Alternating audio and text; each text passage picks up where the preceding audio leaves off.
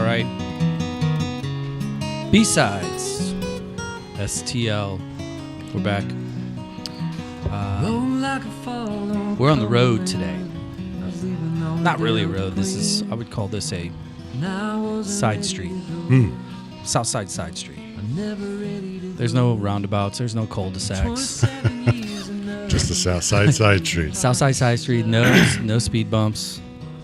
Limited amount. No roadblocks. No, none of what are those? No concrete barriers. The sleigh balls. The sleigh. Remember the sleigh balls? Remember them? I pass them all the time. I met one. Did you? No. I saw one person one day. Shenandoah and Compton. Yeah. They met one head on. Ooh. And that ball. And the ball went. I'm guessing the ball wins. Yes, the car was definitely out of commission, but the ball was about 150 yards. It's a competition. Yeah, whoa. It was out. Well, I never would have thought that. Who are we listening to, by the way? This is. You like this? I do very much. It's a cover. Okay. This is a Ryan Adams tune, Let It Ride. Yep.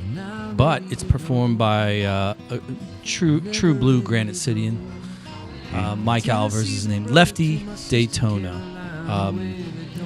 Spelled like it sound. Lefty Daytona. Easy to look at is what I've heard from the women. Is he? And the dude's going to play. Some people get it all.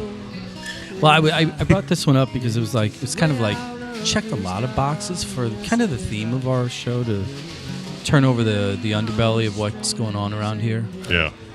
So in regards to this particular song and this track, number one, the dude's from 62040, right? He's East Sider. Amen. Ryan Adams, obviously, is not from St. Louis, but the style of music, Americana, underbelly, it resonates here. But then, if you go 52 minutes slightly northwest of my front door, you land in Innsbruck out at the A-Frames. Yep. We went out there in the wintertime, and me, my son Keller, who's at Belmont, and Mike, with just a little mobile rig and 2 days and 2 cases of stag and some, I'm sure, highly hormonal pork steaks. The only way to do them. There's not a lot of no hormone meat out there. Probably not a ball-eared pork steak, Alex. I was going to say that I kind of times are tough. I've been getting them at Schnucks. Have you? Yeah, you've got some of the St. Louis hormones in you too now. I do. Yeah, we went out there though because it's it's big wooden A-frame and the acoustics are awesome, fun, and I bet that was the deal. And we just cut music for 2 days and slowly rolling it out. Painting a picture. Yeah. Somebody that's not in the region is like, what are these guys talking? What is this place like? That's what it's like. Yeah. In the meantime, if East you are and way west, if you are just listening on Spotify or Apple, I highly advise you switch the platform over to YouTube. Wave. This is on video too, so YouTube channel. Go check it out. Gaslight Studios. It's our production channel.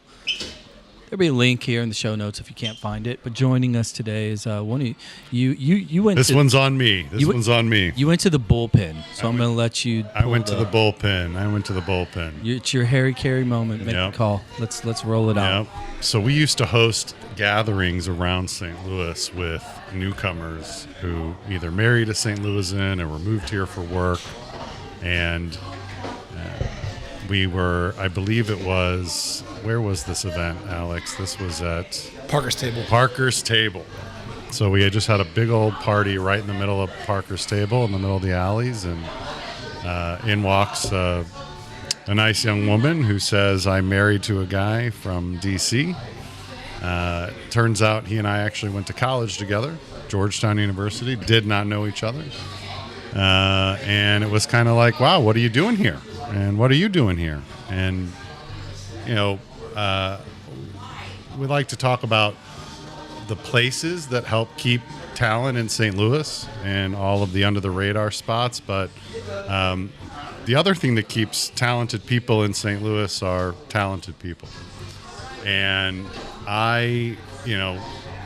while it's a wonderful thing for the city, Alex Natsios, who's our guest today, was one of the reasons that I stay. Is that the recruiting version of iron sharpens iron? Iron sharpens iron. It's really that is the scenario of, I loved this city. I loved the town. I loved the neighborhoods. I loved all my spots. But when I moved back from Washington, D.C., I didn't quite have the crew yet. I didn't have the tribe. And one of the best parts about St. Louis Transplants, which is what Acclimate, it became Acclimate later, was that almost, I'd say 95% of my entire social circle to this day were all met through that. And so Alex is a good case in point of somebody who could live anywhere around the world and chooses to live here, and I'm always interested in why. So foodie, musician, Renaissance man, all-around rock star. I would argue the best home chef in St. Louis, but he won't say it. I will. So, and Alex, then you're not from here. You married someone from here, South City. Yeah. So let's ask the question: where'd she go to high school? She, do you even know? No, she actually was in a juvenile detention. No. Oh, that's way better. Our numbers are shooting up by the She's second. outstanding. Laugh at that, by the way. She went to Lutheran South. Okay. Her parents became Lutheran at some point. I think when she was real little, actually, and they ended up Lutheran Church, and that's all that. But she grew up in South City, and we live 5 blocks from the house she grew up in. We're sitting at the bar that her family owns, actually. Right? And that's the Lindenwood Park. Yeah. Yep. So she grew up in Lindenwood Park. Actually, she was born down the street. Amazing They neighborhood. lived in Dutchtown here at first, but then I think when she was pretty young. How many years have you been here with said wife? A little more than 11 and a half. 11 and a half? Yeah. Does it feel like 11 and a half, or does it feel like 2 or 30? It's funny. The number, I only realized the number like in the last couple of years, and I think we hit 10 years, and it's like, we've been here for 10 years. And it shocks her too, because when she left, she was like, I'm out. I'm not coming back. And when we did decide to come back, we were living overseas. We met in D.C., we went overseas and lived in Southern Africa for a year and a half, and then we were coming back to have our first kid. Like, we're not going back to D.C. It's unaffordable, and when we left to go overseas, we didn't really want to go back then. I was kind of done with it. Yeah. And when we came back here, it was initially like, well, it's going to be somewhat temporary, and she had this thing about, I'm not going back to an old high school clique and circle. Like, I'm just not doing that. I'm not into that, So it's and what we all say. The funny thing is, at Literally no point has she ever plugged back into, they're like, oh, there's a reunion, and she's like, I'm not going to that. And her oldest friend and one of her closest friend is like, and she grew up in the neighborhood down the street. She grew up in South City too, right down the street, and married a guy from their high school that they were all friends with, and we're all really, really close. That's it. We see them and talk to them all the time. What was that conversation like? I don't think I've ever even asked you in D.C. or in Southern Africa where you were, and when St. Louis was kind of thrown on the table as maybe somewhere to go, she could be closer to family, you could, maybe, getting ready to have first kiddo. What was that conversation like? And had you visited before, maybe your wedding? Yeah, that's interesting. I don't think I know. No, we've never talked about that. Yeah. It's interesting because we didn't really have that conversation. Really? Other than, are we going to go back to we're getting out of here. It was stressful at the time when we were leaving. So we were in South Africa at the time when we would come back. When we were leaving our jobs, we were stressed. We were kind of in a bad spot, actually. We were like, we just need to go back and reset. And she's 2-3 months pregnant. We're not we're not going to do this in D.C. Yeah. Let's just go to St. Louis.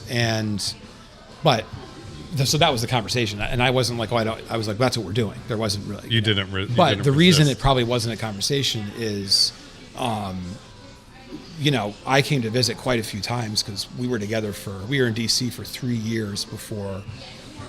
Actually, let me think about that again. How long were we in D.C. together? 4 years before we went overseas. We were together.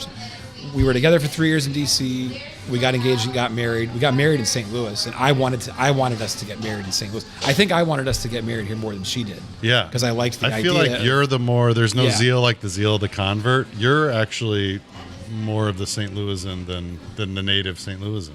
Yeah, I don't know. A little bit. I mean, I don't you're know. not like- I think she has an easier time dogging it, but Yeah. Well, she doesn't really. well, let's frame it a little bit Yeah. then, just for my sake, because I'm trying to picture the relationship culture to have that kind of a conversation. You told me where your wife grew up, where she went to school. Without knowing her, I already know how that life's. I know that chart, right? Why we ask? Yeah, just take a second and put a pin in your own map. You know, you're from DC, but most people don't grow up in DC. Where what kind of culture was Right. little Alex exposed Yeah. to? So I was actually born in Massachusetts in a small town, no traffic lights, like small, over an hour from Boston. My dad was the lone wolf, like Republican, state level, district representative. In Massachusetts. In Massachusetts, Yeah. When I was a kid, we left. Pretty when blue. Yeah, Pretty blue. Oh, Yeah, yeah. A little blue up And there. he always talks about how conservatives, and I'm like, Yeah. in Massachusetts. He's Massachusetts conservative. We'll Yeah. come back to that later. But, Bush Light, Yeah. so he got not just the beer. and then actually perfect framing, delete the C, and George H.W. Bush. Yeah. He knew him pretty well because he was from Massachusetts, and he got a political appointment when he got elected in 1989. So we moved to Silver Spring, Maryland, about a mile from the DC. Now I'm intrigued. What did he do? Because the poli sci guy in me is like, Yeah.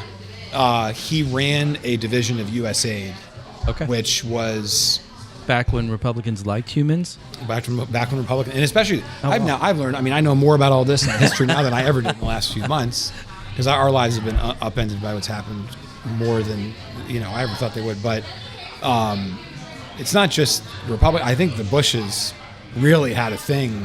I mean, they had a true humanitarian kind of inclination. I really think that. And anyway, my dad ran part of USAid for 4 years, and when we were done, I don't think he ever wanted to stay in DC. I know he didn't want to stay in DC, but the rest of us did, so we stayed.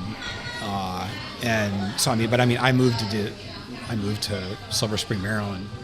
I mean, it's technically not DC, but Silver Spring, Maryland is more urban than parts of like South City and stuff. Right. Yeah. It's not really. There's several areas around the city that are like extensions of the city. Kind of like how Webster, some of U City, some of that feels like an extension of. To me, it feels like an extension of the city. Yeah. Maplewood-ish. Yeah. Actually, Silver Spring is Yeah. close. The closest thing Yeah. is Maplewood. Maplewood. Yeah. But Silver Spring has a bunch of big buildings, and it's not as quaint. It's not quaint like. Yeah. Like Maplewood. A little Yeah. cooler than Clayton. Is that what you're saying? I didn't say it. I saw. Look, go on YouTube. You can see the look on his face. Yeah. And would you say Clayton is Bethesda? 100%. Yeah, that's what I would say too. Yeah. I like Clayton better than Bethesda, though. So I remember Yeah. I used to bartend in Bethesda in college. It's fine, but when I've gone back, Yeah. it just I can't do it. So then going back to what you Yeah. had started describing and talking about we were joking about you being the driver to want to get married here, kind of now understanding, the Massachusetts roots, the DC life with Dad, and Anthony, you already mentioned that you're a Georgetown guy. You meet this Midwest girl, you guys get to that point, it's time to hook up permanently. What's drawing you to St. Louis for the event, let alone moving later? I actually recall almost deliberately seeking out a girl from the Midwest, or I don't remember if I was thinking South also, but I think like I was like Midwest, which was it feels a little absurd to think about now because I've lived in the Midwest more of my adult life, I think, number one. And number two, what the hell, I'd been to Chicago for like Maybe, 3 days. And Typical it was the East South Coast Side, experience. so it wasn't even like I was like, oh, this is nice, And then, was it like an inquisitive bone, or was it more anti-coast? probably anti-coast, and I'm trying to remember now, but I was more politically was like more conservative, and was more like, the culture of the East Coast and the Northeast. I was so finished with it, and I think looking back, and I thought this at the time, but I remember thinking back to it, the very sort of Here we go. Sure. Beers. First, you know what? Real quick, let me interrupt you. Stellar Hog. Allen Cup proprietor. Forgot to throw a little shout out there. All that fine noise in the background. You might even be able to smell the smoked pork through the mics. What? We're down in Leona, right? Leona. Yeah. Leona, basically Leona and Bates. Yeah. There you go. Yeah. All right. Back to travels. The appeal of a city that was much more like had a lot more hometown pride, and it wasn't so transient, and there was sort of a like, kind of community centric culture was very appealing. And then I think I always liked Baltimore, which is the most similar city to East Coast to St. Louis on the East Coast. Yeah. And it was funny because the first time my wife and I took her up there, and we went out boozing and all that, and like with some friends from DC, and one of them had gone to college there. And she was like, "Oh my gosh, this is a lot like St. Louis and all the brick and everything." I was like, "I know exactly." It's like, it's the people are. There's not a lot of fake kind of stuff there like you get in DC's not. They're abrasive like the East Coast, and that's fine. But I mean, I don't love it, but the fakeness is like the political world.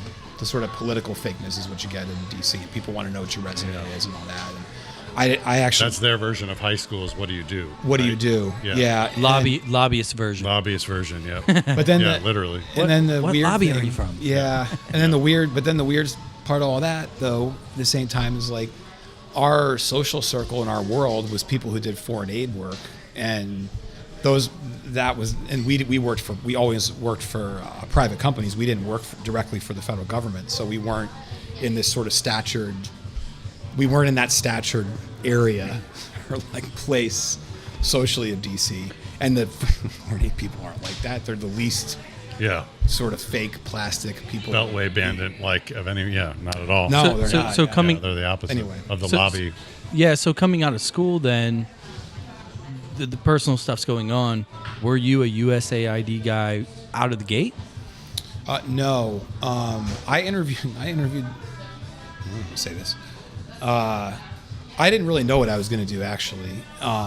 And it took me a couple years. I actually bartended for a year after college and saved up money and went to work to intern at a think tank in Greece. My dad's side of the family is Greek, and I don't speak Greek. I didn't really grow up that culturally Greek, but a little bit, enough to have gone several times and want to go back.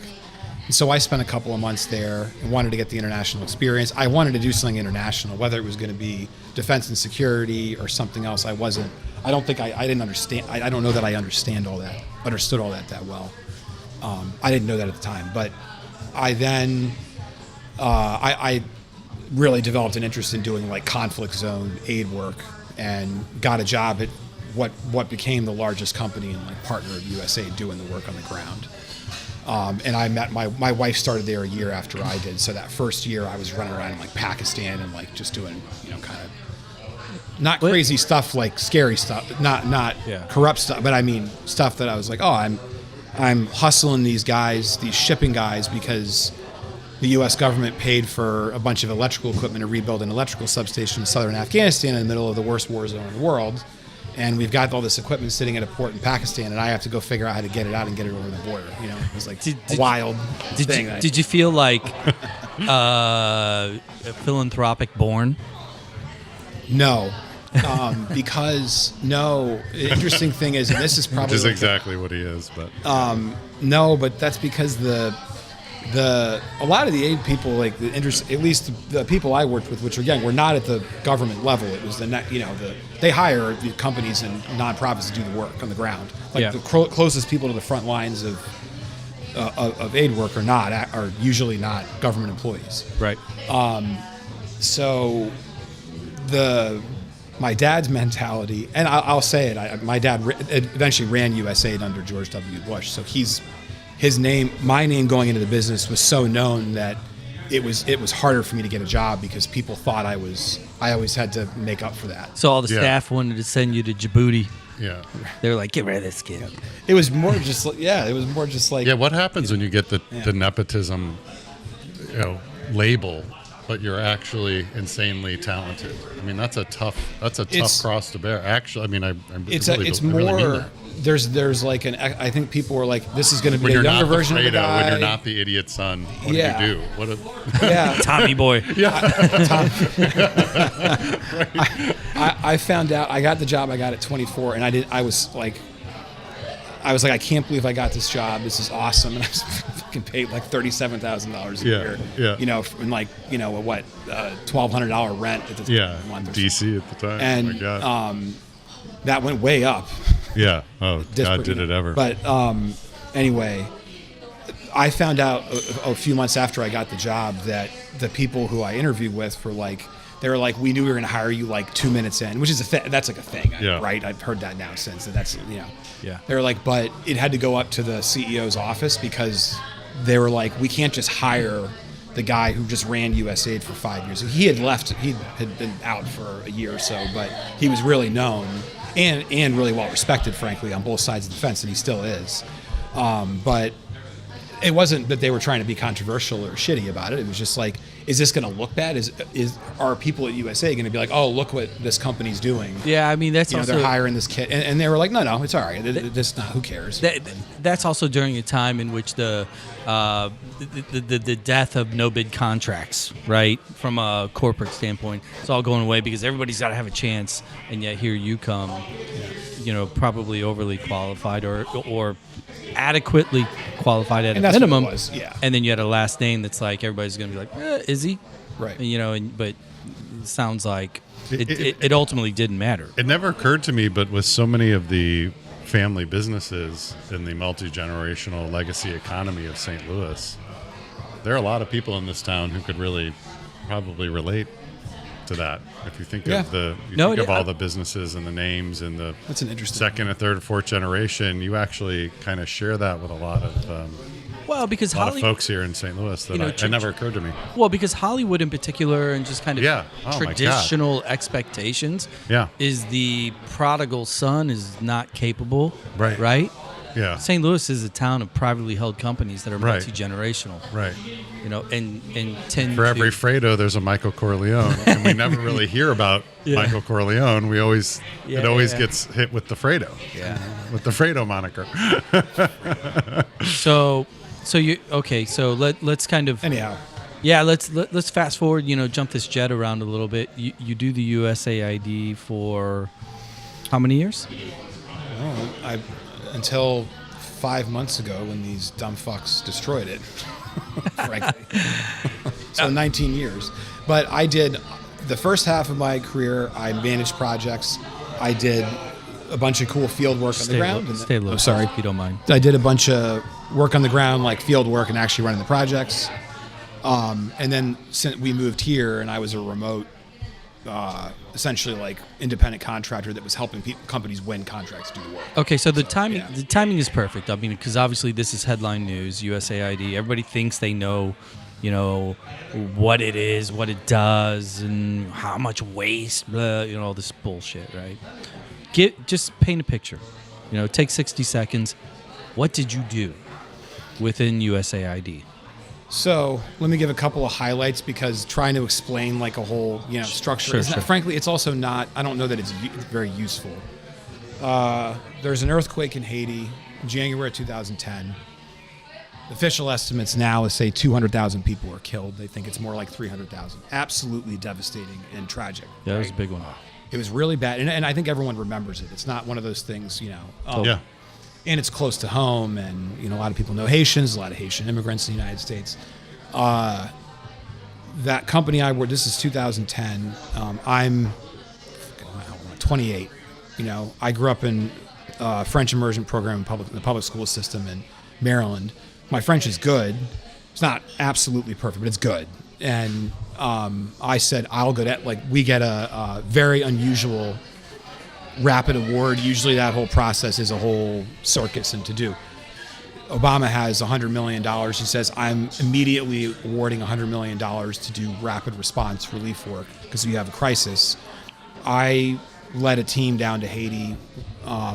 There were initially 4 of us to stand up an operation that was going to start figuring out how to clear people out who were in refugee tent camps, like crowding the public squares, identifying infrastructure that hadn't been damaged to move government offices into, so the country could start trying to function again at some level. What else did we do? Probably the biggest thing we did is you had thousands of people standing around with nothing to do in a country that was already basically a failed state with a major gang problem, drug trafficking, right? All of which affects the United States, right? So the less stable a country like that is, the bigger a problem. That's the sight unseen. Sight unseen, yeah. And what we did is we put people to work, and this is one type of work that they did. So I'll give another example after this, very different. But this was crisis response, disaster response, rapid mobilization activities where, we pulled all these people who were standing around with nothing to do, largely traumatized, frankly. I mean, I remember going into one of the worst neighborhoods in the city. We would never have been allowed into, or not allowed to. You would not have gone unless there, you're with Wyclef. With Wyclef. Yeah. You're right. Well, but we also, actually, in all seriousness, the kinds of people we knew down there and were working with were that kind of, not necessarily name recognition and caliber, but they were people who were plugged in with community. So we could go in these areas. But it was the pop culture expats. Yeah. Yeah. These were locals that could get you into areas with that, like, safely, right? But anyway, we got all these people to work clearing rubble and cleared I don't know how many millions worth of metric tons of rubble. There's a guy that's still a good friend. My wife and I introduced him and his wife, for the record, and they will give us credit for that. But this is a guy who's, speaking of the unsung heroes, this guy, within the first week of being there, it's absolute, it's chaos. Early in the morning, we get to the office in this nasty basement. We're trying to find just anywhere to operate. We were sleeping on the floor somewhere at a house we got access. We were able to sleep in, but we're like, where the hell is? I don't want to put his name out there. But we're like, where the hell is he? He's been gone all day. And he shows up at the end of the day. This guy's a very understated kind of a guy, who can also drink you under the table like any day, but doesn't draw any attention to himself. No ego. End of the day, he's like, all right, and he's all dirty. He's got a rip in his pants. We're like, what the fuck, man? You all right? And he's like, yeah. I found the last 4 dunk trucks in the entire island. I found a company that can rapidly manufacture or source a bunch of work boots, and a company, a t-shirt company, a t-shirt press that can get a bunch of matching neon shirts, so we can get this thing going right away and mobilize thousands of people to, get them back to work, give them a bit of dignity, very small stipend, give them, I think, a meal or 2 a day, and it got everyone going and it got something happening. But it was all very coordinated and organized, and you go through local community leaders to make sure they're not just sort of spinning their wheels and you actually accomplish something. So I feel like that whole thing was easier to understand. Yeah. That project then went on to do a lot of other things that were training some people in rural communities on beekeeping. So, give them a livelihood and all that. But that's the kind of thing that is more what a lot of the USAid work was. It isn't necessarily training. It's you're helping people on the ground develop partnerships with companies and organizations and things that can kind of sustain themselves, so that it's not just you're going in and giving a handout and walking out. Yeah. That was the principle of a lot of not all of the work, because there's a lot of health work where you're giving medication. George W. Bush's PEPFAR program is what saved 26 million lives over the last 25 years. That is more, they're giving medication and training people on. So the poli-sci nerd in me, I want to take this one step further, and then we're getting into some fun stuff. Because somebody's gonna be like, oh my God, here comes JB politics. No, but because I'm listening to you describe this, and I remember the earthquake. I knew I understood what was going on, and the reason why we help around the world is not just pure altruism. You alluded to, you do these things in Haiti in particular because you do have an underbelly, you have a seedy underside that, crime is the mother of all poverty, right? Who is that? Aristotle, something like that? And Can you take a second to just talk about like the plus one value of doing things like that in, because most Americans today, given the narrative that we are living under, are like, well, why should we help them? Why should we fix that? Let's fix this here, which is true. This is the walk and chew gum moment, but from your own perspective, spending all these years, the intrinsic value beyond just being a good human, what were you guys doing? Yeah. And for what it's worth, I think the altruistic, I'm a Christian. I think the altruistic piece is important. I think it is. But I don't think it's absolutely not the whole story. And and I don't, if someone's just doing it for that reason, they're kind of, they want to go to the church, I think that's fine. But, you asked earlier, I didn't actually directly answer it, which was not on I think it's because the beers came or something, but about born into philanthropy. What was the phrase? The philanthropic or something about being born into I'll think about it. Keep whatever talking. it was, the point the point I think is more I learned a lot of this growing up from my dad, and then the different people, there'd be people, high level and diplomatic kind of dignitaries coming through our house, and his mentality was, a lot of people look at this work from a humanitarian angle, and I look at it from an economic angle. And you're gonna have a bigger impact. He would say, like, I'm paraphrasing him, but I know he would nod his head. And actually, he'd probably go on a soapbox if he were sitting here and I said this. But that'd be part 2. Right? Yeah. And we can look him up, and you can hear his fire and brimstone version of all of this. And he's much more compelling, obviously, than me. But it's. If you have this savior, especially if you have this damn white savior mentality, you're not going to be, besides being annoying, you're not going to be effective. Okay, you don't go into a country in Africa or go to in Haiti like, I'm going to save the poor people. It sounds like St. Louis progressives. Yeah. Besides being annoying, it's not God. I totally jumped the shark there. But no, anyway, that's okay. Continue. That's true, actually, and that was the thing that would annoy my dad. The thing I've since observed is almost the same people are on the right as well. Yeah. And they're just like, it's not much different. They're like, I went on a church, like a trip with my church, and I think people should do that. It's good. But I mean, if you think you're having a big impact because you went somewhere for a few days, you didn't. You don't even know you don't even know how to get around. In a couple of days, you're going to tell me you're going to have an impact on the country? It doesn't work like that. And those trips aren't bad. Those trips can be good for cultural exchanges and relationships. It's the missionary sect within MAGA right now that are like, think they're doing the same thing, but it's... No. You're not moving needles. No. And there's people who know how to do this stuff. I mean, and, one of the biggest rules was always do no harm. You don't just push food out of an airplane and go, I don't understand why. This is a real thing.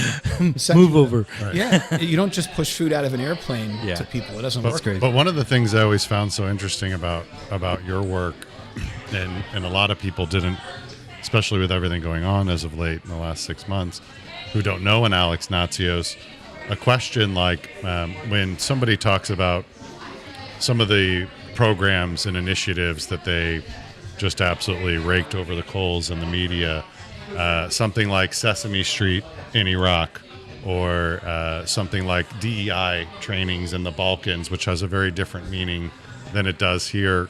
I think that's something I've always enjoyed listening to kind of talk about and know about, and then maybe that's another side of USAID that maybe not the general public knows. I don't know if you...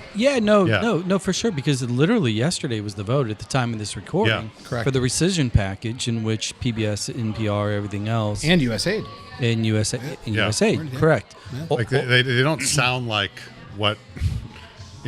what people think of it in the context, in the sort of the myopic viewpoint of an American need, and it's like that's not what's going on abroad. And so that's the part where I've kind of nerded out over the potential of this conversation, because that is my look, kids and soccer, wife, that's all number one.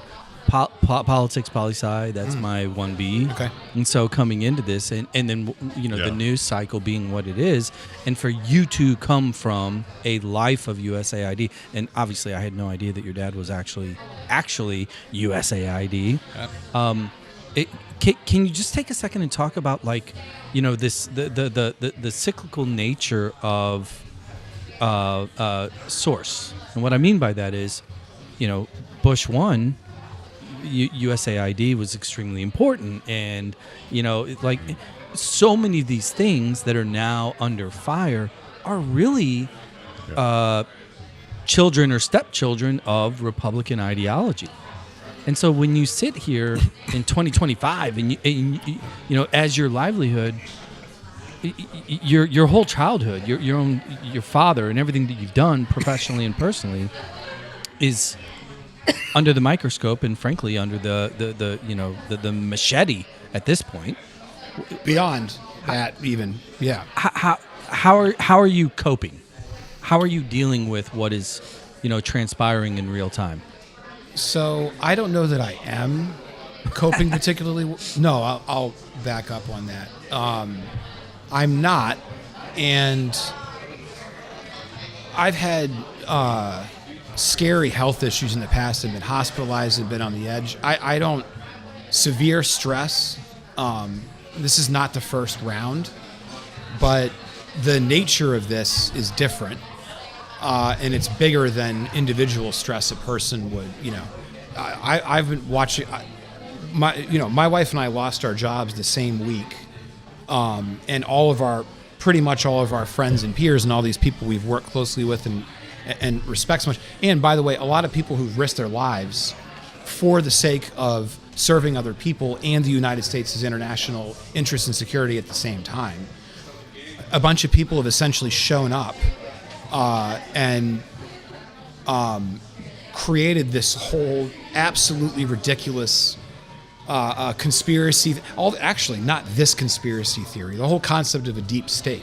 I wish there were a fucking deep state right now. Yeah. Like I wish there were, but I can tell you that I always knew there was, and that's comical to anyone in DC. It's laughable because there's no single group that is competent or organized enough to actually like put in place and activate a proper conspiracy. Yeah, because they're all going to go... Let alone the federal fucking government. Exactly, because they're going to go to a Coldplay concert and end up on the Jumbotron and ruin their marriage. Well, when everyone says it's all by design, I'm like, who are these insanely competent people, and how do we hire them, and how do I get them to come live in St. Louis? Oh my God. I mean, the whole... No, and it's just it's crazy. The most conspiratorial, corrupt thing I've seen in government in my lifetime is by leaps and bounds what is happening right now, and it's absolutely crazy to me. It's just crazy. There's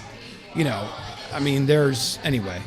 Gotta get my soapbox. Well, now, no, I literally thought about this the other day. Yeah. I was having a super boring conversation with another really boring dude, and the only thing that we came up with that was like maybe close to a true deep state, dark, dirty, is Iran-Contra.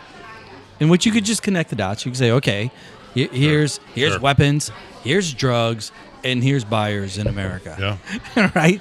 Here's a really simple triangle. Sure. And I know there's more examples that are real and everything, but what's being promulgated today and put out there, it's like, are you fucking... Who is this boogeyman? Like, I want to meet this guy. When Deep State comes out from the Oz curtain with the puppet, the string. I mean, and actually, I hope there's one of those in St. Louis too. How like impassioned I am about all this is because I'm living it every day and because I'm not coping particularly well.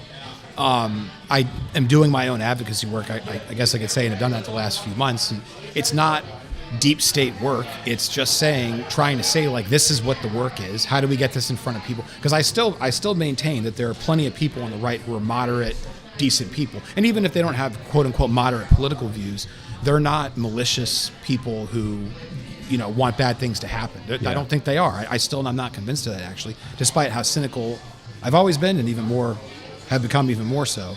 I don't think that's how Americans are. On the left and the right, I don't think it is. I think there's extremes and that somehow they've taken control of it. And there's extremes on the left that have had an absolutely devastating effect in the country too. That, once again, don't really represent the majority of people, even on the left.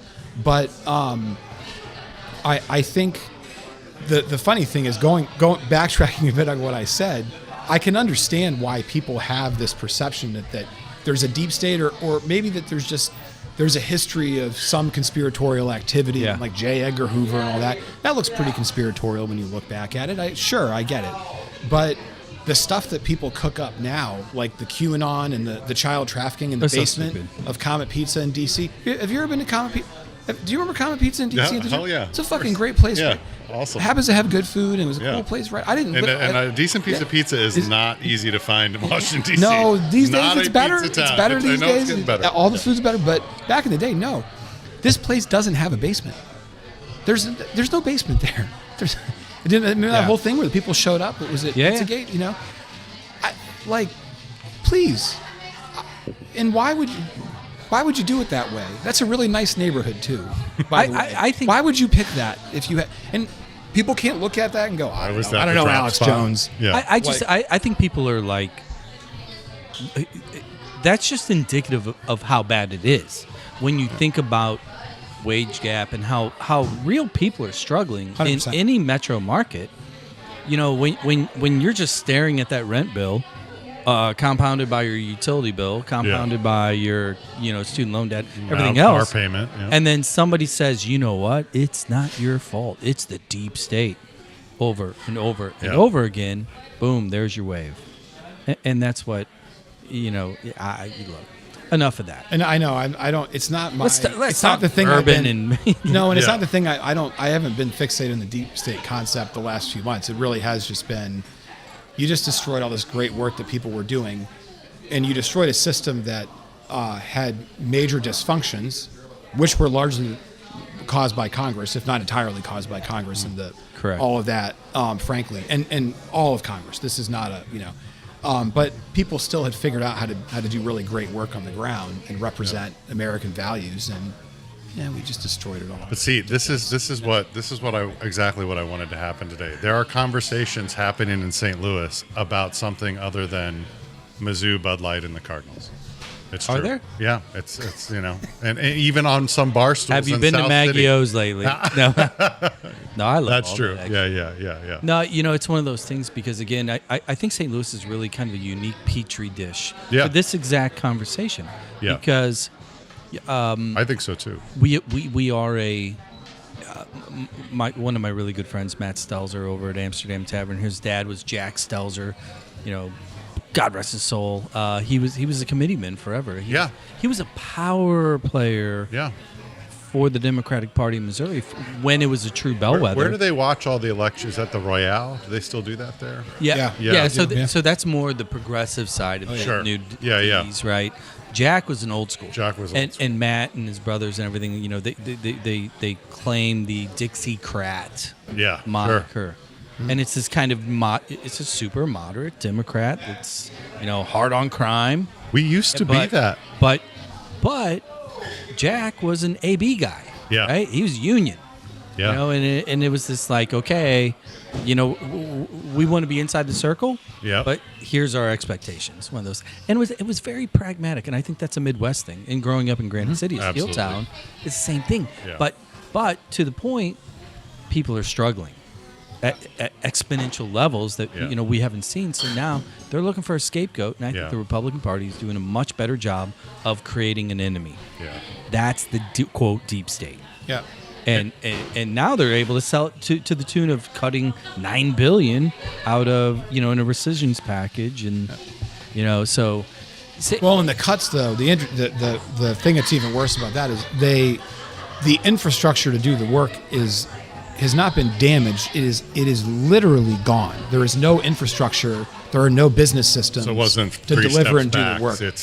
It's scorched earth. Scorched earth, 100%. Wow. So 83% of the contracts were undone. So if you want to go back and restart it, or not only that, no. If you wanted to go back and I don't even know what that looks like. We're all trying to think that through, wow, to some extent. But yeah, anyway, that wasn't your point. No, Still going off of my. No. I think I where I'm going with this is like it's the Midwest thing. It's the St. Louis thing. I want to bring it back to the core of the show, in which, when you think about other regions around the country, yeah, a lot of people look at DC and they immediately like, oh, swamp, can't go there. Too many libtards, blah blah blah. Yeah. Whatever. It's the most powerful city in the world. Period. Full stop. There is no, Yeah. you know, and you can look at Silicon Valley. You can look at New York. You can look at Tokyo. Oh, it's DC now. It is DC. Amazon went to DC for a reason. Yeah, and it's not even corporate. Virginia. The corporate, it's lobbyists. Yeah. You know, wherever policy is written, you know, that's where it's at. And I think St. Louis and the Midwest in particular, like this is the cliche is we are crossroads, right? Yeah. This is the confluence. Yeah. And I think it's the individuals like yourself, Alex, where it's like you were drawn to the Midwest for a particular reason, had something to do with the South Side Girl, but culturally, Southside Mafia. yeah, no, because it's like you can have an opinion, you can be a D or an R, a conservative or liberal, and you can still integrate.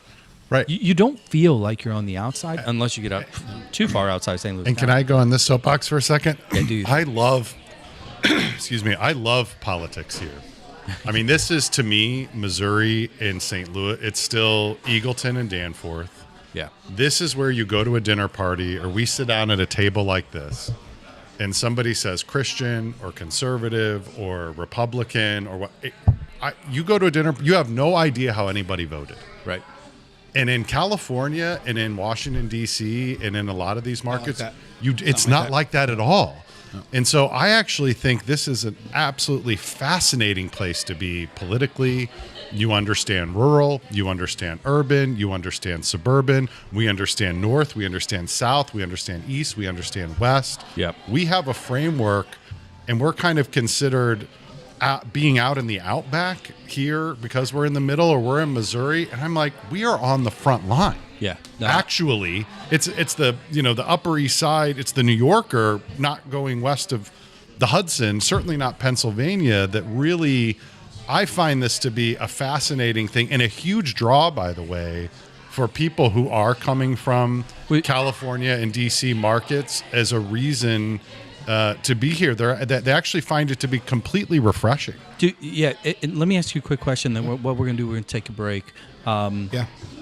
Would you agree with that context?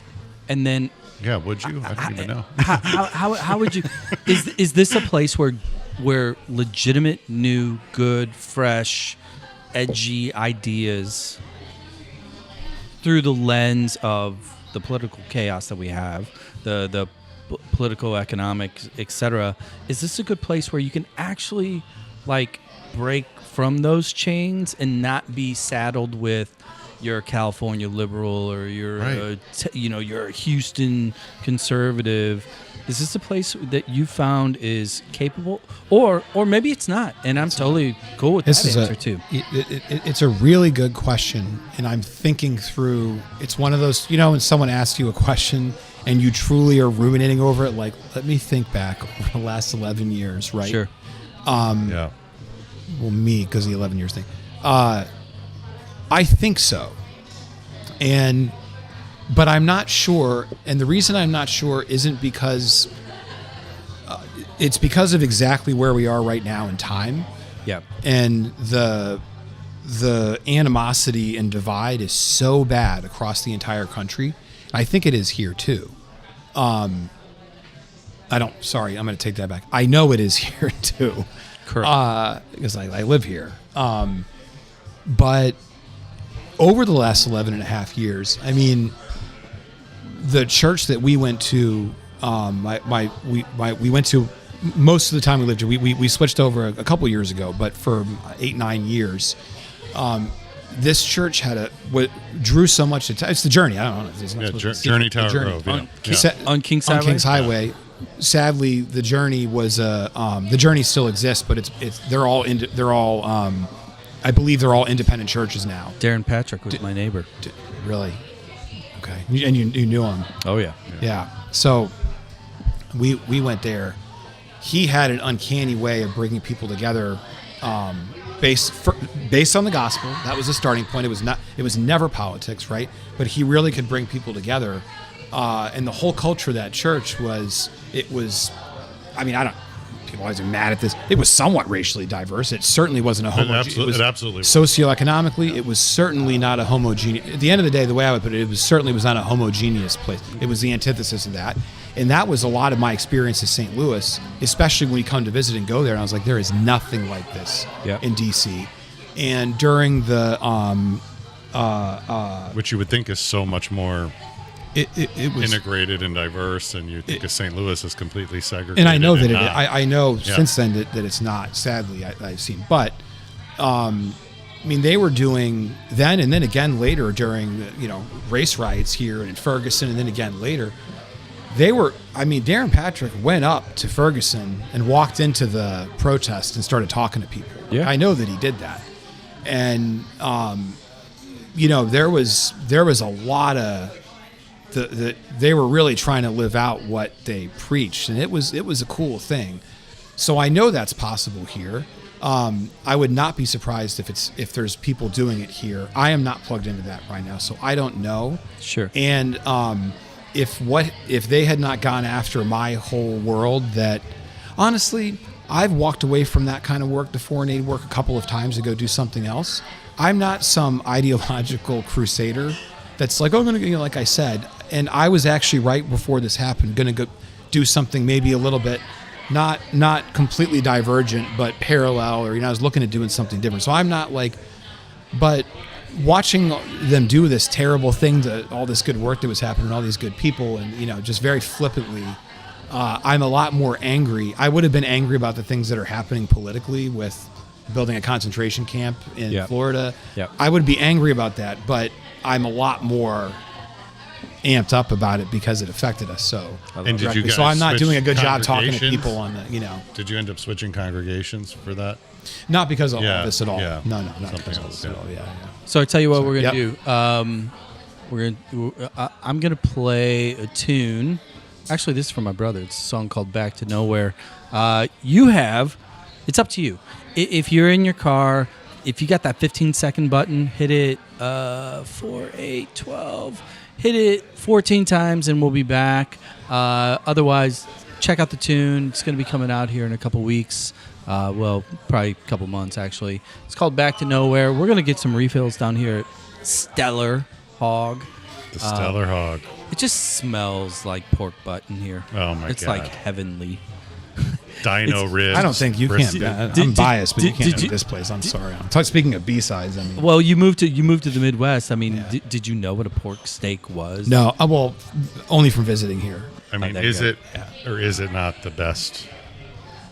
I'll piece take it of over. protein You know what? in- At almost in 50 years of America. age, I'll take it over a ribeye. I would too. I would say that too now. Yeah. And I think, would you go? It has to be slow cooked a bit. Yeah. And then seared off, or seared off and then slow cooked. And my father-in-law, we're gonna. they don't always sell, but he is the. Well, We're do it. gonna debate that. I'm gonna run the tune here. Stick with us. Do us a favor. Also, like, review, follow, share, any of that other stuff. Low self-esteem. It's all free. It helps us out. I'm gonna play tune Back to Nowhere. Dana Michael Anderson. When we come back, we're gonna be talking all things food, eats, music, etc. from the South Side here with Alex. We are here. We go. I'll see you on the flip side. 1, 2, 3.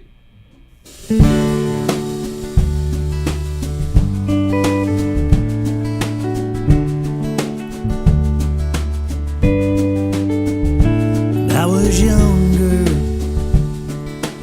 living off the road, and there was nowhere. Felt I couldn't go, now I'm older.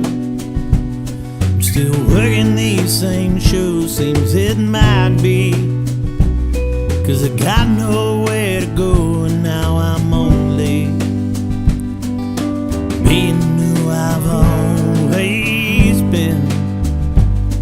As foolish as that seems, my friend, I'll be heading back to nowhere once again.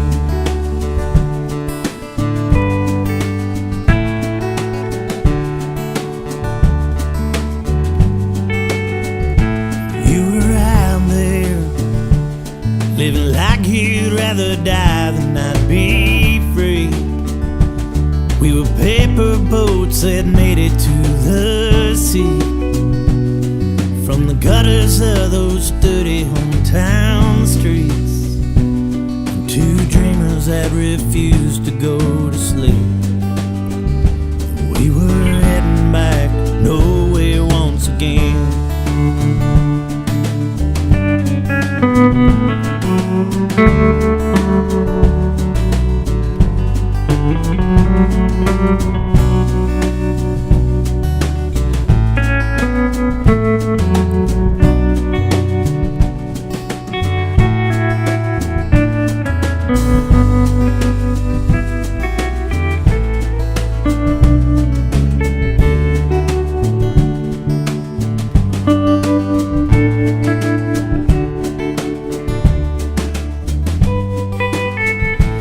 There are some birds that truly made for life, they'll only leave if they have to take that flight. And while one rests, the other paints the sky, they'll reconnect in the gray by and by. Now I'll always know that I can never be free as long as you're not flying next to me. So I'll be heading back to nowhere once again.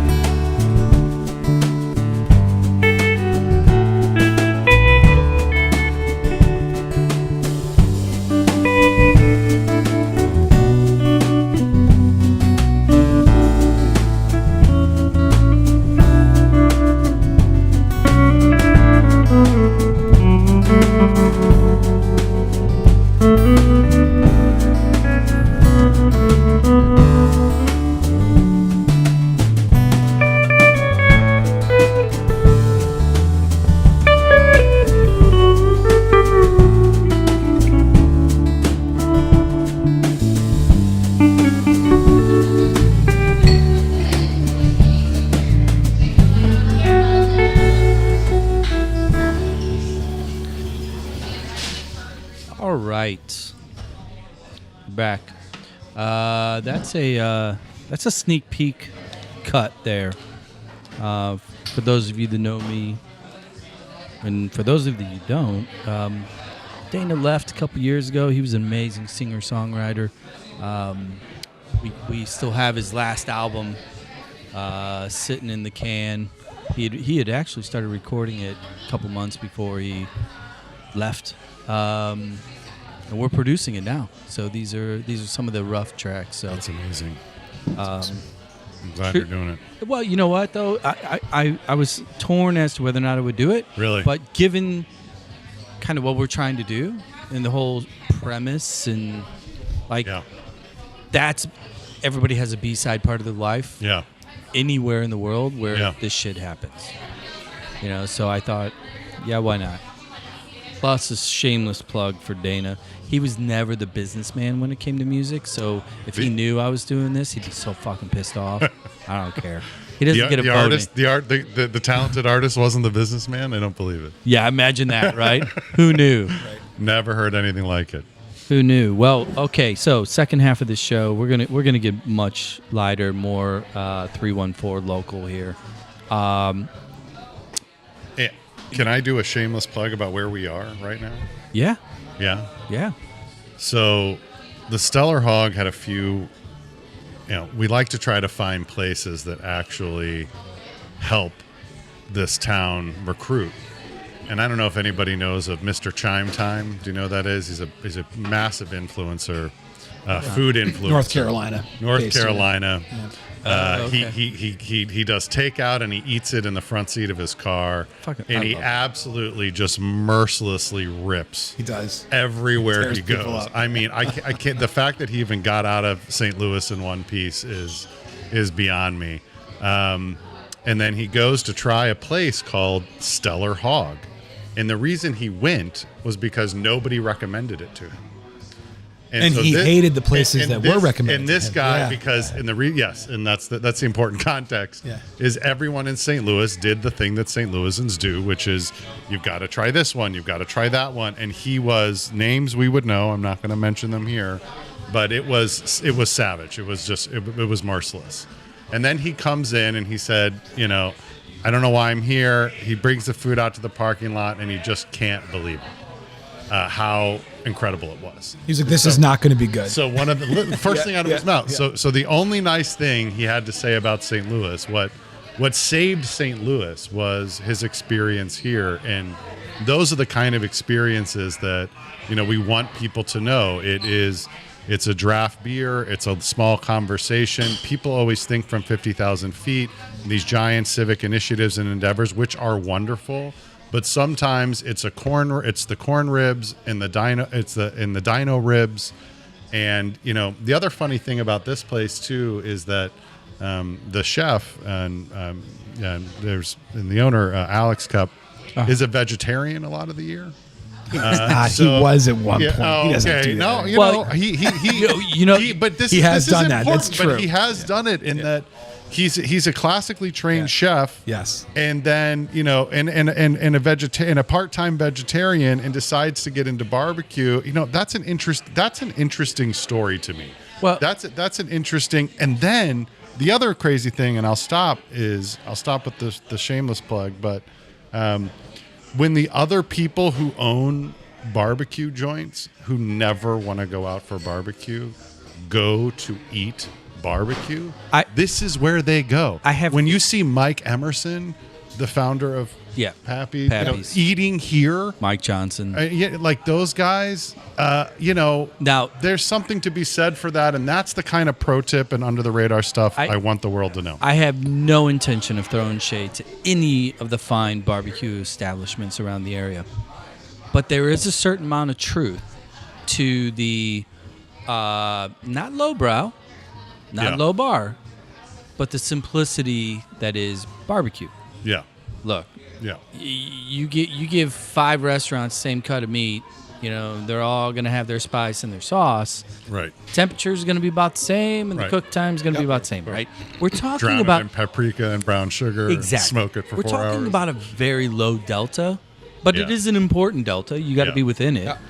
Now, I think what these guys have at Stellar, that is a little bit of the je ne sais quoi, right? Yeah. It's not easy to find. Yeah. You gotta know. You always got somebody exactly where you're going. You got somebody walking up to you as soon as you walk in, like, "Hey, what are you looking for? How's it going?" There's no take a number. It has that. They have Keishi Classics on in the corner. Critical. Used to be a literal biker bar. Yeah. I think that there's a lot of that going on. Now, look, the food is good.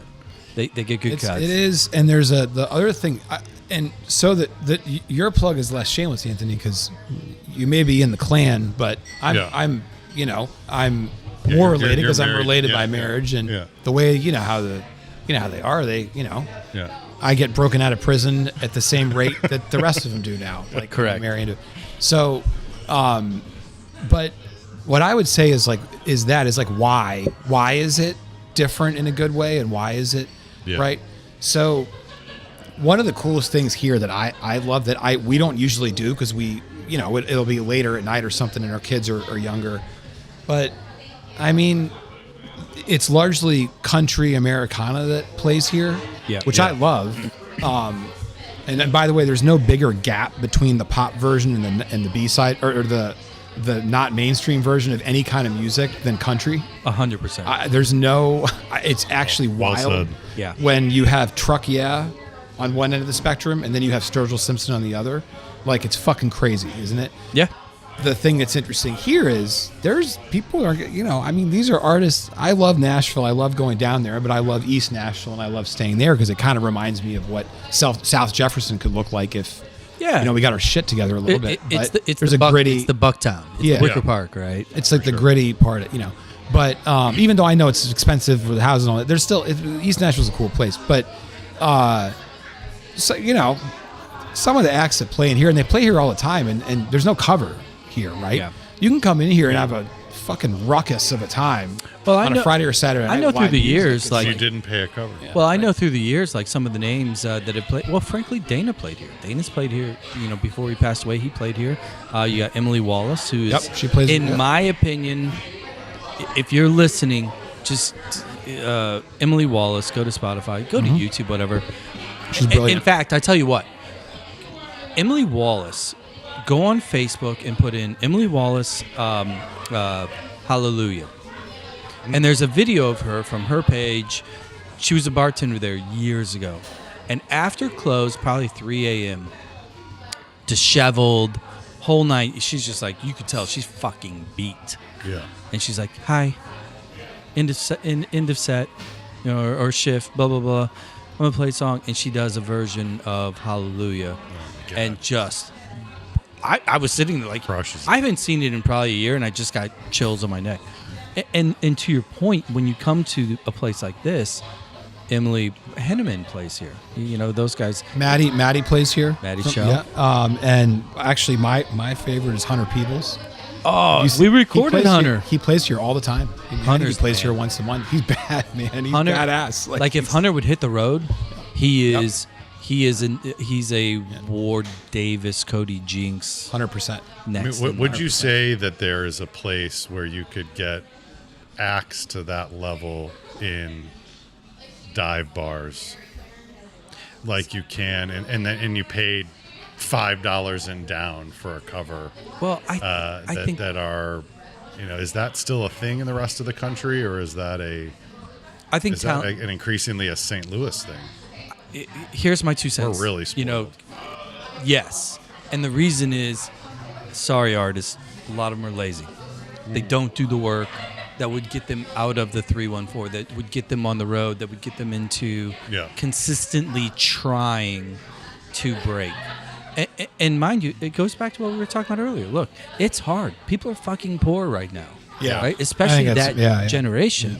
To go get the van and get a bunch of buddies, Right. not only do you have to be able to disconnect, if you're a 4-piece, you got 3 other individuals and their How do you- world. What do you walk away with? That's why I love the $50? That's why I love the Manis brothers, right? Yeah. So I was It's going to a bring them up. two-piece. That I was sitting here going, how do I bring up the Manis brothers? Those guys That's are my sick. boys. Yeah, those guys. Dave are and sick. Jake. Absolutely. Yeah. Yeah, but I think like this is the thing where, to your question, when you stumble into a place in St. Louis that is within a neighborhood that is consistently known or does consistently provide music, yeah. taste buds are very finicky here, in which don't suck. You can't Really? you can't Interesting. you can't be shit. Because everybody around here knows. You listen to. Especially Americana country, anything that's in that lane, Yeah. don't suck. Yeah, you got to be. Yeah, that's interesting. Because you're not going to get the gig. Now, in other Wow, funny, how marketplaces, interesting. because a lot of it is pay to play, a lot of it is more volume, you will see, in my opinion, because I've lived in Chicago for a long time, you will see lower talent at, quote, cool places than you get here. You rarely see truly shit acts in St. Louis. And I think that's like this secret little byproduct. But to my point, I'm making my own point, they don't leave. No, there's also, though, do you think there's a...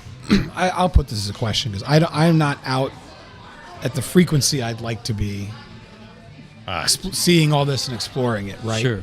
But do you think there's a problem with the humans and the fans and the tribalism of I stay over here, I go over there? Because I'm guilty of it, but I'm better because I'm city, so I go to the places in the city. But I have not gone to a show at the Factory one time. You should. Since it opened.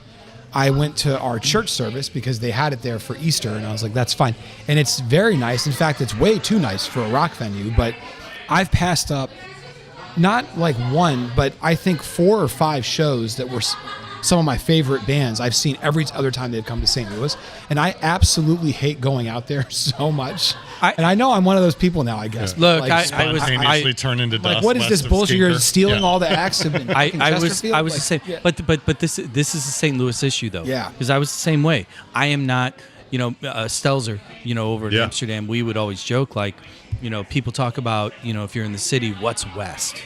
And Yeah. I would always be like, look, anything west of 270, that's whack. I fight with them all the time. And trust me. and Stelzer would be like, look, 270, anything west of Skinker, Yeah. shit. That's really how they think of it. Yeah. And so when No street cred. You move to the west side of the park, even if you're in the city, Well, you're and- no street cred. the factory though, it's super smart. It's a great venue. Yeah. And the older I get, It's a nice frankly, venue. logistically, I like parking's easy. It's not Yeah. going to get busted into.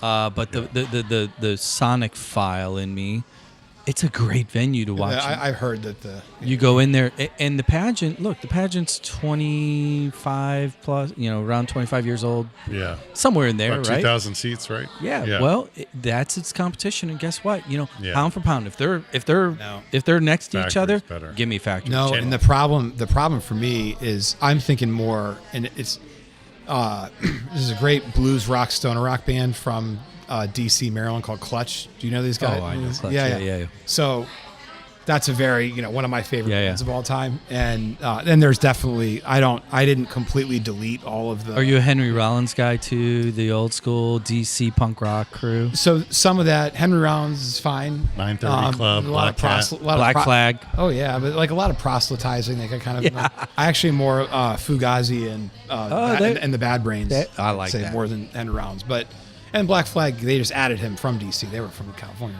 right? Right. But no, I mean the thing that sucks is I've been in the pageant many times, and the sound and the acoustics are shit. If you're not in the right place in that room, you're like, I can't hear a damn thing, even if you're high up. Like if you're too far left Yeah. or right, the way they I don't know what they did. But simple what's it called? The smaller one sound. The what do you call it? Delmar Hall sounds way better. Yeah, than they that. tuned that room well. Yeah. PSA for any of you going to a show and you're wondering, what the hell is he talking about? I don't get it. Look, if you go to any show, I don't care where it's at, stand right in front of the sound guy. Yeah, yeah. Post up there, because if it sounds, he needs it to sound good for him. He doesn't care about the edges of the room. So go there. Yeah. That's where the best sound is in any concert. But then I've been to the 930 Club more than any other venue. The 930 Club in DC was the pageant comparison, I suppose. Yeah. But it's I've said it like I would consider it kind of legendary. It was old DC and it still survived the new DC, and the owner was always like, "Fuck you, Ticketmaster," and we're never caved in their sound system, even back in the day when it was, their sound system was always really good. So you could always, you go in there like, oh man, you're up high, you hear it, and Is the Black Cat still there? the Black Cat's still there. Wow. It's still So there. DC I was like kept on them. a trip by myself and was like, went Yeah. to see some random bands there a couple years ago when I was in town for work. So would Off Broadway be our 930 Club, our Black Cat? no, Oh, 930 you told me they and sold 930 and the tickets. pageant. 930 and the pageant are the comparison, I think. Oh, they are. Yeah. Okay. Yeah, because you're Okay. looking at covers. How many can you get in? Because Numbers, layout. How big kinda, was Off Broadway? Well, let's have a little fun here. What size venue is the perfect size venue? Old Rock House. So you like that? I don't even know. Maybe 300-400. Yeah, I absolutely love the Old Rock House's layout. The fact that they don't rip you off on beers. That they have good beers. I mean, I've always loved the Rock House. I know I'm not. This isn't a criticism. I don't know how the whole booking and promotion world works, but like people do love that. they're not. I wish some of it. And again, this is like subjective. I don't.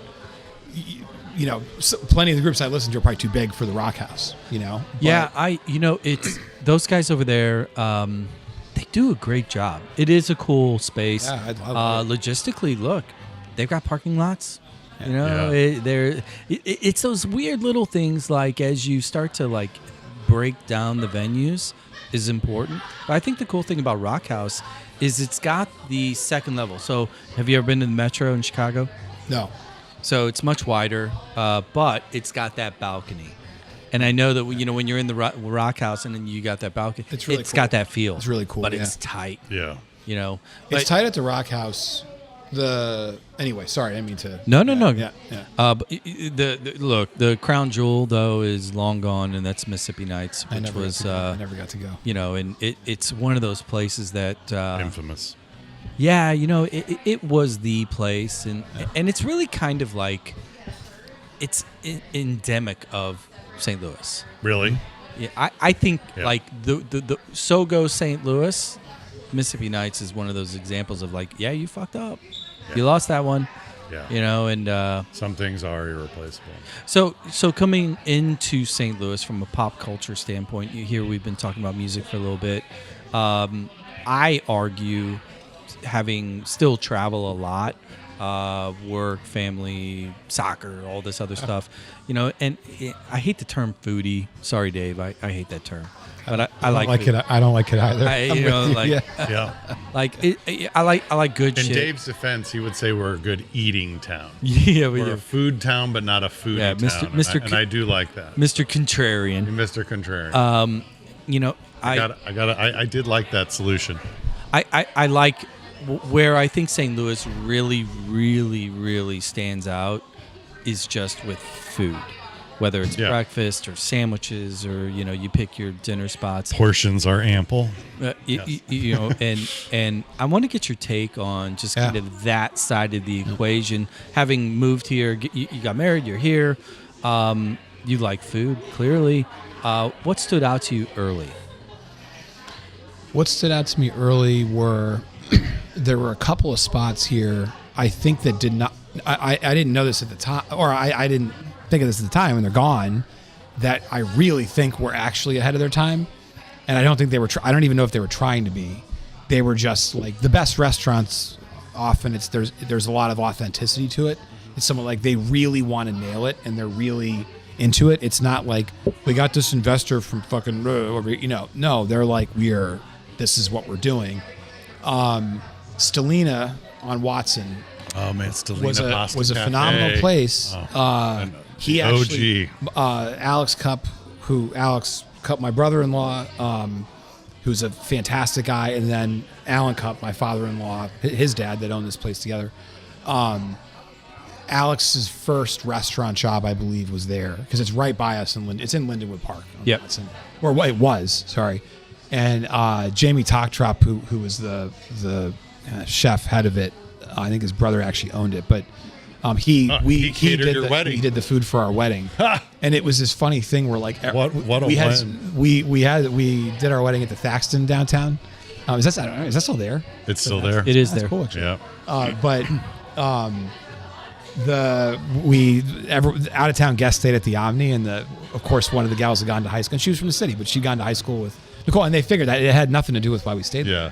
And she did all these nice things for us because of it. But that she was like, place "You was have so great. more out of town guests for a wedding than we've ever had here." And we only had 80 people at our wedding, But anyway, all the DC friends who came to town were like, you "What guys is aren't this from food around that you here." got at this wedding?" I was like, "It's just this dude that like actually is completely fucking underrated." Yeah. And that place, I was always like, "This is such an awesome." I mean, that chill was the place. small, romantic, well lit bistro before And it had, that was Jimi a thing. Hendrix was on. Yeah. He wasn't trying to be cool. Not at all. It was just like really, they had the best homemade pasta in town. And then Modesto was the other spot we always went to. And both these places shut around the same time. And like a properly done Spanish tapas place is not, that's gold. And like a lot of stuff, we don't have it anymore. So and that drew you in. Those were the first two. I think like, those are two of the places. Those are the toes in. I saw some of the same kinds of shows at the Schlafly Bottle Works. I think I saw Brian Curran, who's played blues. What band? Really, I think he's always been just. Oh, Curran. Yeah, Brian Curran. Yeah. Long hair, like blues, acoustic. Yep. He does electric too. He was back. He moved back to Michigan. I think he's from there, or he just moved. He was here in town a few weeks ago and played here. It was awesome. But I saw him, I think at like the bottle where again same thing where it was like for free, and I was like, this is a cool, and like it's beers, and I'm trying to think where else. I mean, other like food that drew me in. I think we had like hill sandwiches, and I was like, one thing in the Northeast is not necessarily DC. Well, so this is sandwiches. a very important question then, because this is the Hatfields or McCoys, right? Because if you went to the Hill and your wife, family, whoever was taking you there, and you had to go choose sandwiches, in my opinion, there's two, or there was roughly about the time that you would have been here, Amaghetti's and Joyous, or were you? I You had a Adriana's. different take on this. I've always gone to E.O. Valdi's. That's my favorite sandwich place on the hill. That what you know what kind of proves the point of what we're talking Like about. that's the under the radar choice. And E.O. I always Valdi. get the same thing. So, here's the thing. Going Like through the everyone say exercise of Adriana's, Amaghetti's, or Joya's. going through the exercise of comparing them, I would love to do that. And this is kind of I haven't really I haven't I'm not saying it sounds like a road trip. Yeah. So you just keep going back to E.O. Valdi's when you get away. Because I don't. This is the thing. What's I'll your be honest. sandwich? What do you get? There's only you get the. It's called the Chicago. What the hell is it called? It's Italian sausage that they make, like Italian beef, and it's got like pepper cheese and raw onions and pickles, and the combination is not really something I'd. So you're not really looking to make out afterwards. No, I don't. No. But are you making out? If you want to make out after you eat a sandwich, you got a problem. Depends on the sandwich. doing anything other than sleep? Yeah. And then what was your? I know some of your other when Stellina closed. What has been kind of? What's sort of been your Chrysler building, your stalwart that's taken Here? over? And it's in between. I feel like we kind of were like there's good places on that, but there's one. To me, in St. Louis, there is one ring to rule them all. Yeah. Right, and that is Little Fox in Fox Park. For me, is the first time we went. It was really good right before COVID. I stuck it remember out. going during COVID, and like any restaurant, it's like they did a good job given, and I don't know if this had to do with why we ended. They called us like 2 days after we went, and we were like, your server tested positive for COVID, and we're calling every single guest to tell them that. Wow. And I think they called. I don't think they emailed. Do you sit at the bar? Or do you do the? We sit at the bar. unbelievable. My wife and I sit at the bar every time, and we almost always go there now. And she used to be very much like, Were they let's from go somewhere Brooklyn? different. Were they from- One of them is from St. Louis, and they had a restaurant in Brooklyn, Brooklyn, I that's what I believe, thought. or somewhere in New York. So I think it was Brooklyn. And then I don't know. I think one was from here, and they came back. But she's always at the front. And Craig is and I don't know them. I'm not saying, I just know, Sure. and he's always in the kitchen, and he's always in the fucking kitchen. It's St. Louis. Everybody is Yeah. 1 degree of separation. And what's your when you're picking up? How did you find your wine shop? How did you find your whiskey? How did you find your butcher? And then the other thing I always love asking you about is the farms, the veggies. Where do you always get these unbelievable vegetables? So Like last time I was at your house, I had ramps. It was one of the best things I've ever had in my life. I believe it was ramp pesto. Ramp pesto. I mean, dude, come on. Get it right. Get it right. Oh God. How did we? That's a good question. I mean, well, actually, I don't think it's. I think you just shop around and you try places, and it's so damn easy to get. When you live in South City, Do you still get the 10 minutes veggies? away, it's, Do you still get the veggies on Morganford in the I go to Local Harvest almost multiple times a week. multiple times a week? And Okay. so we do a CSA. Three Rivers Community Farm is in Elsa, Illinois. So you get your basket each week. We get our basket each week, and then they give you the option of extending through the fall, and you get a few like boxes of like broccoli and cabbage and all that stuff. Yeah. I'm like, I love it. I and we've gotten. When we first moved back and we wanted to do a CSA, we did one that was like a kind of a startup-y thing, and they were really nice, but they had a hard time and we switched to the one. Just Yeah. real quick for the listener, what you're talking about is it's a membership with a local grocery store, because a lot of our listeners are like, what the number one, they don't know where Local Harvest is. Yeah. That's at Morgan Ford and Arsenal, Yep. just south there. Tower Grove South-ish. Yeah, and Yeah. Sorry, South. I only do this for a living. Yeah. I only know because it's 2 blocks away from Amsterdam Tavern. Yeah. So I see it as I'm going to pound calories and watch soccer. But like these are the gems, exactly. Yeah, but Like, so and basically they fill these baskets with locally sourced veggies, everything, dairy, etc. Here's my question: did you expect to find things like that coming from DC? I want to go slow down in the Midwest, but then Local Harvest and some of the names that we've been dropping. Was that kind of A, expected, B, a surprise, or C, like, oh, I stumbled upon it? did you think it was all Cheesecake Factory? No, I would never have moved here. No, I actually expected it. I think Again, from visiting a fair amount, but and again, my wife's from the city. It was like you go here for this, you go there for that. Even she'd come back and visit, and part of your experience she's with exceptionally the family good. you were marrying into. Yeah, and they're taste. all they're like One's a chef. try the new bread place. Like the second a new place is opening, they're going there and they're checking it out, and then the people are going to be like, those Stellar Hog people were the nicest people. I'm like, yeah, they actually are. Right. Like, they will they'll But go I out mean, of their how way do for you? I mean, I know. So obviously, Union Loafer, amazing, but you'll find need. No, need is my is more my Is spot. I your like Union spot. Loafers, but yeah, And need it's is not my just spot your for bread. oppositional defiance. You actually really find the I'll the get- Eovaldi's next to the Amsterdam. I mean, next to next to Joya's. I love that. I like my Eovaldi. I do like my Eovaldi sandwich better than anything I've had at Joya's. And Joya's is fine. I'm not saying it's not because Yeah. I think it's Be bad. careful. I No, like it. I like it it. I better. like the underdog. Because I can Yeah. cut the mics in a second. Yeah, Yeah. it's saltier. The Eovaldi's is saltier. But I so see what you you're like saying. you like need, and then how did you find Chris Bolliard? What do you get there? I think I just saw they were opening that, and I was like, freaking awesome! Like I had found, to, I like what do found you call it through it? the Yeah. broth. Yeah. I actually just went to get the broth Oh, in yeah. the coffee cup, and Yeah. then saw everything. And the funny thing about that is, I remember my wife was in New York City like 7 or 8 years ago or something, and she was like, man, it's so funny because she's really good at, she wants all the nice things, but she's really good at laughing at them and being like, Yeah. there's a bunch of little broth counters in the East Village Yeah. now, Yeah, and right, everyone's right, getting right. their We have broth one. in the morning, and Oh. I'm like, that is hilarious, right? And I was like, but Bolliards has them. And she's like, I know, they're really good. Like, Yeah, IV bars for hangover. IV. Oh my So you're gonna God. give me salt water, and I'm gonna pay you $80 for. I've heard not that I would Silicon ever Valley. have, Yeah, right. not that I would ever have needed to look into this, but I've heard they don't really work.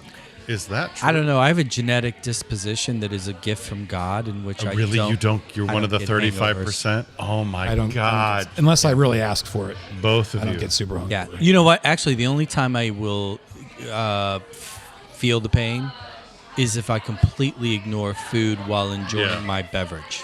Yeah. As long as I have, it doesn't matter. It could be a White Castle Wow, slider. that's such a gift. And I'm like, Yeah. okay, Yeah. good. Wake Yeah. up the next day. Hey, what's up? And then my wife's like, fuck you. Yeah, there's some Yeah, people they so- just don't have the enzymatic, but Yeah. yeah. Well, yeah, I've always loved all the places that you found, and I like that it's a little bit off the beaten path, and yes, we've done butcher, and then how do you find the Parker's tables or like wine and cheese? Wine and cheese place. I remember why I started going there. I mean, we like French wine a lot, and Italian wine, all that. And I mean, I don't only go there. I go to Stars. I to mean, get Stars. seafood. Like, Yeah. how do you find Stars And for Sushi seafood? grade tuna. That's the pro And tip. sushi grade salmon. Yeah. Since, I, since yeah. Bob's closed, you got to go to Stars. Yeah. yeah, we do stars. We get the 1-inch cuts, 2 of them, for 5 of us. Cube Yeah. them up, poke bowls Hell yeah. all day. Oh, yeah. No one can find that. I mean, that's the stuff that the locals keep very. We gotta get that message out. Well, there. yeah, along those lines. I mean, let's kind of shift into a little bit of I'm going to make you be spokesman / strategist because you're a transplant, but you've kind of dove in deep into the culinary and culture. I mean, you're talking about venues and especially obviously you had a little bit of a cheat sheet here, through the Stellar family. How would you sell it? Like if you had to be Yeah. Anthony and people are talking about, hey, we've got these, this group of 10 that are considering moving here to work at Wells or whatever, what are you selling? What is the hook that is not, oh, well, it's affordable and you're going to make good money and your kids have private schools to choose from or whatever. What do you sell? I will not that I'm not going to dodge that. The caveat I do want to give before I say anything though is I don't think I could sell this city to everyone. Sure. And I don't. It may not be sellable to everyone. Like that. No. That's probably true. But it's not. You know that that in real time. But even if it were, so like let's just say it were, I wouldn't be able to do it because I like a weirdo. I like to go find the things I like to go find and. You don't want more people here. And You have I become like a St. Louis. No. Yeah, that's He's one of us now. Yeah, but like the people at Oh my God. the bakery we go to, like they call my wife Alex's wife, and it's all, I think it's primarily females, if not, like they're not. It's funny because it really, she thinks it's hilarious. She's and they're not doing it to be. It's just I go in there all the time. She thinks you're a culture vulture. I like going in there and getting it, and I get my bread here. I get we can get there. and then I was telling you yesterday, like, when my friends come from out of town, I'm like, we go down to Bulliards and get a good fucking beer while they cut your meat for you. They'll take you into. Yeah, If you want to see them, what's cut you cut it off. the Bulliards, like what's the butcher down South Kings Highway? The right? G&W. G&W. Yeah, you walk in there and you. Old, though. They're owned by like somebody. But they give you a cold can of Bush. You walk in while you wait in line. So in what other city does that? In Granite City, there was Chunko's Market, old school butcher, right? I mean, you walk in, if you're a little kid, they're like, "Oh, how many little kids are there?" And then we get all these Smokies, the little. Oh, mini LaGrange wieners, does that, or they right? used to do that, yeah. And Down so here. when I walked in the G&W as a grown man, and they're like, "Oh, would you like a Bush beer?" And I'm like, where does that still happen? It's so awesome. "Here." That's why that still happens. Yeah. So let me. I'm gonna hold your feet to the fire a little bit. Yeah, do it. Like in our last episode, we had Will SK, really cool guy, actually from Maryland as well. Yeah, or we've got in two that area Marylands up here. And he made a comment. He's like, the one thing about coming here is like, I see a lot of individuals that are able to be like, and he meant it not to be flip, but he was like Renaissance men that are able to have their job, have a hobby, have an investment, do other things, still travel, raise kids, time to cook and shop. And that whole run errands. True. It's stuck in my head. This Renaissance man quote, whatever, is like, is that really the opportunity here? And it sounds like you kind of check those boxes, right? Yeah, that's interesting. This you have three extra hours a day. That's you're a big not part in of traffic. it. You're not on the. So there's that. I think there's also like, I don't know. Is it fun to be a little bit controversial? Right. Like, Love it. Amen. I mean, when you live in certain markets and I don't know, like social circles across the country now, and you have to like you're worried about stumbling over your words, so you say the right, politically correct, all that. That's really irritating, and DC is like that. I imagine the complete opposite end of that is you have to come across as like it's some kind of tough guy, pickup truck, all that. That's irritating as hell, right? Yeah. At least in South City, and I do think the St. Louis metro area, you could make an easy sell to me that it's this whole kind of, I mean, it kind of is a whole hodgepodge of small towns all pushed together. It's weird purple. Weird, yeah. But yes, even despite all that, and to me, the South City, the city, I mean, I don't worry about what I'm saying to people. I can just interact with people. Yeah, it's pretty like, there's not a lot of people don't care about that. I don't think people care about it so much, And you're saying that's the part that you kind of a freedom. I've always liked that, yeah. And I don't people mean that I'm saying sense of humor. shitty things to people and like I don't mean that at all. I just mean like if you're a little bit off have color, a good sense of humor. You're a little bit off color and all that. Like I don't know, no one's ever sarcasm. Yeah, there's DC, a lot of they did not. I mean, everyone was so like. No, so and it's kind of serious. always like that. Yeah, really intense. Yeah, and the people that were not real. They were like Maryland people or maybe Virginia. I don't know. I don't really go over there, but. Can I ask you one more thing? You have kids in city schools, and this is the other thing that the Alex Natsioses and Nicole Cup Natsioses of the world, it is possible to have kids born, raised, and educated in the city of St. Louis. I don't know that many people know that. What has your experience kind of been there?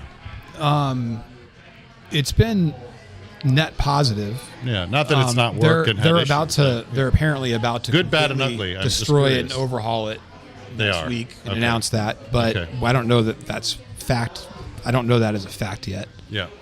But I mean, they have two gifted elementary schools and pretty close to each other in South City, and there's one in North City. I think it's still there, but I think it's still a gifted school. I don't mean because of the tornado. That I also don't know if. So you have to get in. You have to test in the public gifted schools, and so it's really only an option if you're lottery or gifted. You have to test in, and then after you test in, you have to get a lottery spot. Wow. Everyone thinks that means, so if the other cities that do stuff like this, it's insanely competitive to get in all that. Everyone gets scared by that, and then you talk to people and you're like, you're going to get in. It's fine. There's not that many people lined up, and then they get in. And then if you don't get in, you call the school the first week, and there's 10 spots because they didn't manage to figure out how to fill them. So from what I've seen, there's like tremendous dysfunction in a lot of ways, but the quality of the teachers, the families that have their kids in a lot of schools is very high. The management and oversight of it and all that feels like chaos half the time. Not chaos, but just you're like, what are you doing? What are you thinking? Yeah. And the place I've seen the worst, like annoying woke politics in the city, is in the public school system.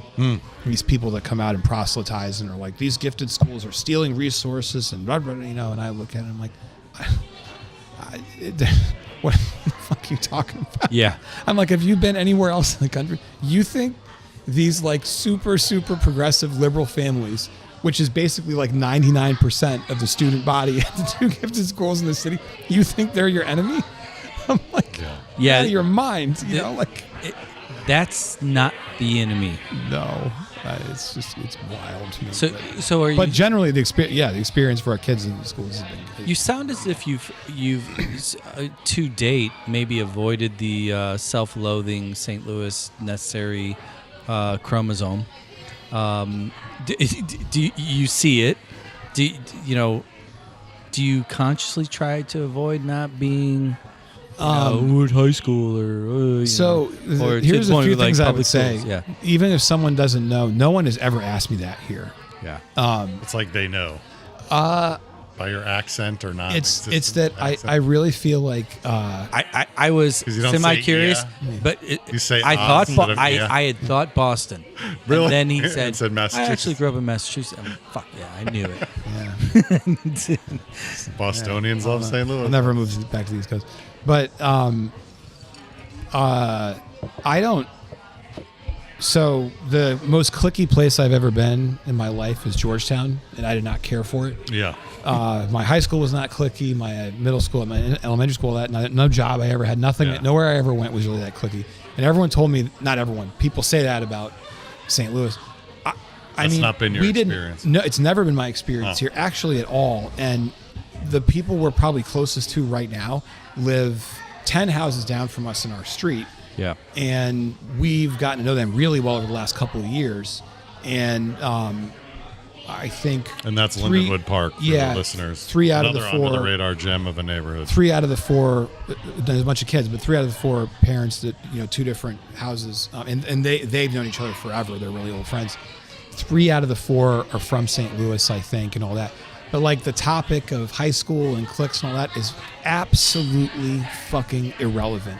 I have never even thought about that until right now. Do you think that's wait till I take you to Granite City, though? No, I know it is. I totally, it's like I totally get that it is. But the thing I'd say that I know is, and then our neighbors next door went to Lutheran South, but they're city. Most of Lutheran South is not city kids, right? But the kids who did go there from the city are much more from the city than they are Lutheran South, quote unquote. So it's almost more in St. Louis. It's like, where did you grow up? Would make a lot more sense to me than where did you go to high school? That's what I would. Interesting. So let's wind this down because we know that you have an event tonight, and we need to go off mic so we can have a little shot and a beer here before you roll out. I would like to toss down the gauntlet. 1 eat, 1 drink, and 1 venue. What's your last trifecta look like in the Lou? 1 eat. I would just go sit at the bar and eat dinner at Little Fox. Easy. Drink. I would go to the Famous Bar and I would drink some whiskey and some Schlafly Kolsch on draft. And that place to me is famous bar. You want to talk that's an interesting place actually for another conversation because it has such a as soon as I stop recording, I've got famous bar stories. Yeah, there you go. Yeah, and then venue and artists. Local is it local artist? Your choice. Venue is actually tough. I don't know. I love off Broadway. I actually love off Broadway. I was going to say off Broadway and who's on stage. And you can't say Pokey. No, I wouldn't actually. Okay, good. Sorry, not to hate on him too much. Sorry, Pokey. It's not really my. Yeah. He sold out. He's in L.A. anyway. What? He was not even from here to begin with. Yeah. He's a Chicago kid. Neither am I guess. But who do I see? I'm going to do two. Can I do two? Yeah. Because we saw this. There's an outlaw country singer from Nashville, Nikki Lane. Sure. That my wife and I, you know her. We've seen her there probably three times, and it's brilliant. And that feels like a good off Broadway. But Open Highway. She played on one. Yeah, there. And another time but I did go to I still stick to metal and punk and all that. And like one of my best friends and I, we went there to see like a batshit crazy death metal show. Love it. Last year, and I was transported back like 25 years to. I was not flying off the stage. I actually didn't. But have you been to Red Flag? No, I've actually never been there. I haven't. If you're a metal guy, you gotta go there. There you go, man. Secret sauce. Yeah. Level 10 unlocked. Yeah. Red Flag. Yeah. Anthony, pleasure, man. Hey, this was awesome. It's Friday. Feels like Friday. Starting to feel like Friday. Didn't feel like Friday earlier. It really didn't. It was definitely a Thursday morning for some reason, but it is becoming a Friday afternoon.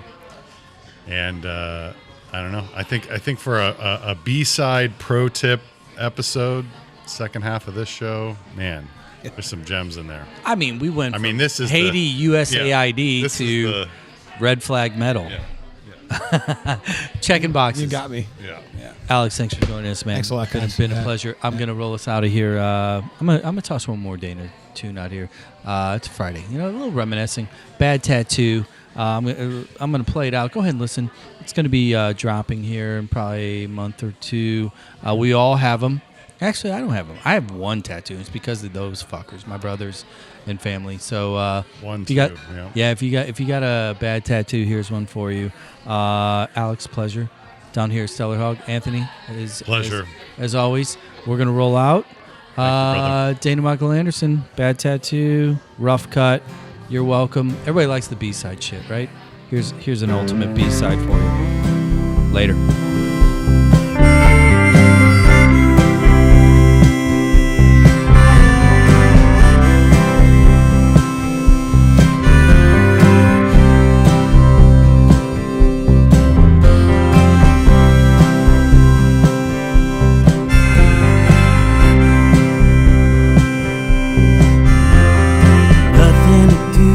Get a bad tattoo, we got nothing to say, just remember to